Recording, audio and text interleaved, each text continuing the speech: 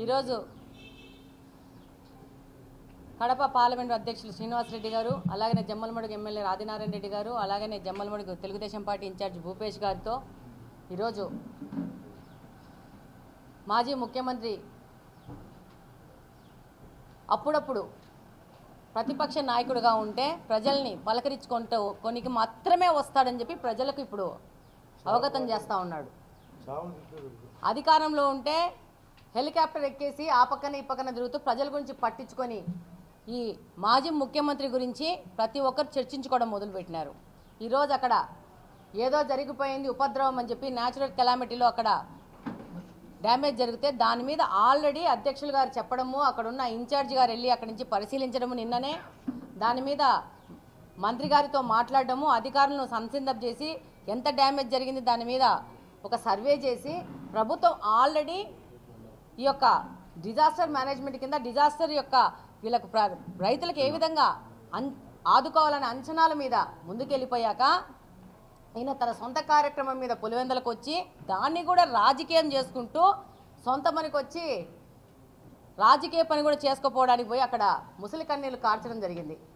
అక్కడ అధికారులు కానీ ప్రజలు కానీ చెప్తున్నారు మాకు దీనికి ఇన్పుట్ సబ్సిడీ ఉంది అని చెప్తున్నా కూడా అర్థం కాని పరిస్థితుల్లో మాజీ ముఖ్యమంత్రి గారు ఉన్నారు. ఏ రోజైనా అధికారంలో ఉన్నప్పుడు ఈ గత 8-10 సంవత్సరాల క్రితం వరకు ఆయనే ముఖ్యమంత్రిగా ఉన్నారు.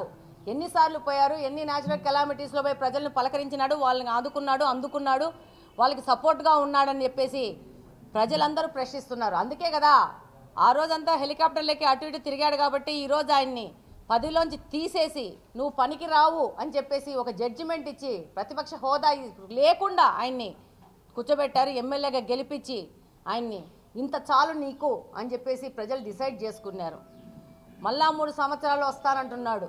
ఆ రోజు ఒక్కసారి ఛాన్స్ ఇస్తే వచ్చేసి ఏదో చేసేస్తాను మిరాకిల్స్ అంటే ఆ యొక్క తప్పును 5 సంవత్సరాలు ప్రజలు అనుభవించినారు. ఆయన్ను గతంలో ముఖ్యమంత్రిని చేసినందుకు రాష్ట్రాన్ని 15 సంవత్సరాలను వెనకబడి తీసుకుపోయిన దానికి ప్రజలందరూ 15 సంవత్సరాలు కష్టపడే పరిస్థితి తీసుకొచ్చినారు. ఈరోజు రాష్ట్రంలో అసలు డబ్బులే లేకుండా ఊడ్చిపెట్టుకొని పోయినారు. ఏం చేసినాడు ఈయనంటే మందల కింద అవినీతి తిమింగలాలను తయారు చేసి పెట్టినాడు. అందులో భాగంగానే ఈరోజు కడప నియోజకవర్గ పరిస్థితి కూడా అధ్వానంగా ఉంది. ఎన్ని అవినీతి కార్యక్రమాలంటే ఆయన పార్టీలో ఉన్న ఆయన శిష్యులు ఆయన తిమింగలాన్ని మింగేస్తే ఈయన చిన్న చేపలని మింగేసినారు.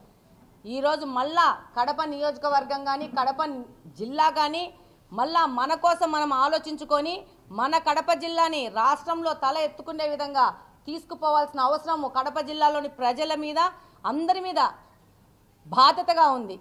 ఈరోజు అధికారం లేకపోతే ముసలి కన్నీళ్ళు కాల్చుకుంటూ వచ్చి ఇలాంటి రాజకీయ నాయకుల్ని ప్రాలదొరాల్సిన అవసరం ఉంది. డెఫినెట్గా ప్రజలు ఆయన అనుకుంటున్నాడు ఇంకా ప్రజలు ఇంకా అమాయకంగా ఉండారు, ముద్దులు పెడితే హగ్గులు ఇస్తే ఇంకా ప్రజలు అదే మాయలో వచ్చేసి పడిపోతారన్నారు. ఒక్క ఛాన్స్ ఇచ్చి ప్రజలు అనుభవించింది చాలు. వాళ్ళు ఎవ్వరు నీ మాటలకి నీ చేష్టలకి నీ యొక్క దానికి పడిపోయే పరిస్థితుల్లో ప్రజలు లేరు. డెఫినెట్గా ప్రజలు నువ్వు వద్దు బాబోయ్ అని చెప్పి ఈరోజు 11 సీట్లతో మిమ్మల్ని పరిమితం చేసి ఈ రాష్ట్రంలోంచి పాల్దోరారు. ఈరోజు మీరు ముఖ్యంగా మొన్న అసెంబ్లీ సమావేశాల్లో చూసింటారు.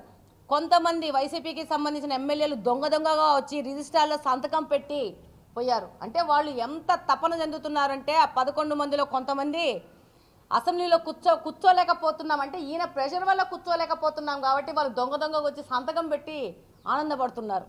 అంటే వాళ్ళ గతి ఎంత అధ్వాన్నంగా చేసినారంటే వాళ్ళని రానియకుండా శాసనసభలోకి రానియకుండా ప్రజల సమస్యల గురించి ప్రశ్నించకుండా కట్టడి చేస్తున్నాడు. ఇది ప్రజాస్వామ్యం కాదు. ఆ పార్టీలో గెలిచిన 11 మంది వాళ్ళ సొంతంగా నిర్ణయం తీసుకొని వాళ్ళ నియోజకవర్గానికి సంబంధించిన సమస్యలు ప్రశ్నించడానికి ప్రభుత్వం ద్వారా ఆ నియోజకవర్గంలోని సమస్యలను పరిష్కరించడానికి వాళ్ళకి ప్రజలు ఓట్లేసి గెలిపించుకున్నందుకు వాళ్ళని ఆ కుర్చీలో కూర్చోబెట్టి అధికారం ఇచ్చినందుకు బాధ్యతగా తల వంచి అసెంబ్లీకి వచ్చి పని చేయాల్సిన అవసరం ఆయన తక్క మిగతా 10 మంది ఎమ్మెల్యేలకు ఉంది. ఈరోజు రాలేకపోతున్నారు. దొంగ సంతకాలు పెట్టుకుని అసెంబ్లీలోకి రాకుండా మరి అసెంబ్లీలోంచి రిజిస్టర్ బయటకు తీసుకుపోయినారో లేకపోతే అసెంబ్లీకి ముసుగు కప్పుకొని వచ్చి సంతకాలు పెట్టుకుపోయినారో ఆ సంతకాలు పెట్టుకుపోయిన వాళ్ళే తెలుసు. మన జిల్లా నుంచే ఇద్దరు ఎమ్మెల్యేలు కూడా సంతకాలు పెట్టారంట. సో ఇంత అధ్వాన్న పరిస్థితిలో ఇద్దరు పెట్టారంట, రాజంపేట బద్వేలు ఇద్దరు పెట్టారంట. ఉమ్మడి జిల్లాలో ఇలా ఉంది పరిస్థితి. ఈరోజు ఈయన వచ్చేసి ముసలి కన్నీరు కారుస్తూ ప్రజల్లో చీ కొట్టించుకుని పోయే యొక్క వ్యవహారానికి ఈయన వెళ్తున్నాడు. ఇంతకు ముందు ఎన్నో ఉపద్రవాలు జరిగినాయి 19 నుంచి 24 వరకు.